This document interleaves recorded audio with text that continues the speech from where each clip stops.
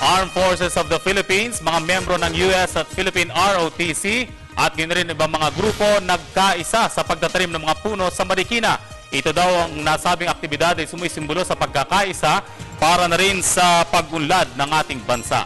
Narito ang report ni Dina Pagibitan. Isa lamang ang mga puno sa maituturing na saksi ng isang lugar sa lahat ng pangyayari sa paglipas ng panahon.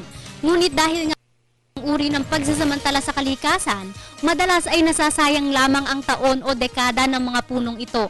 Kaya naman upang paghandaan ang hinaharap ng Manila Boys Town sa Marikina City, magkakatulong na nagtanim ng mahigit 100 puno ang piling miyembro ng US and Philippine ROTC, AFP, Marikina Local Government, mga kabataan at volunteers. Kabilang sa mga itinanimang puno ng Chico, Rambutan, Bayabas, Guyavano, gayon din ang Kawayan, upang magsilbing pagkukunan ng pagkain ng mga bata at matatanda sa lugar.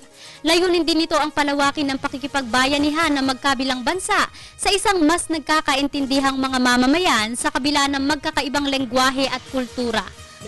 The United States cadets will have to have the opportunity of appreciating our culture, our language, and of course they'll have the opportunity of having fellowship with each other.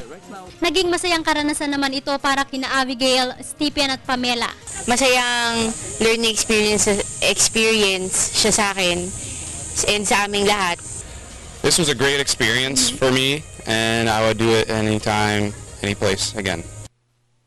I've had a great time. Everyone's been really nice and hospitable, and I wish we could do more and plant more trees here. Nagpapasalamat naman ang pamunuan ng Boys Town sa pagpili sa kanilang lugar upang pagtaniman ng mga naturang puno na magiging malaking tulong daw sa kanilang buong komunidad. So napakaganda simulain. Ika nga ito pa lang ang simula, no? Wala pang katapusan, kaya may kasunod pa yun. Samantala, umaasa naman ang pamunuan ng US ROTC na mauulit pa ang nasabing aktibidad dahil sa hospitalidad na ipinakita ng mga kasamang Pinoy. Thank you so much for the hospitality. We came here as a group. We didn't know each other, and we were very nervous. We didn't know the culture. We didn't know the language, and that's what we were here to learn. And we were received with open arms.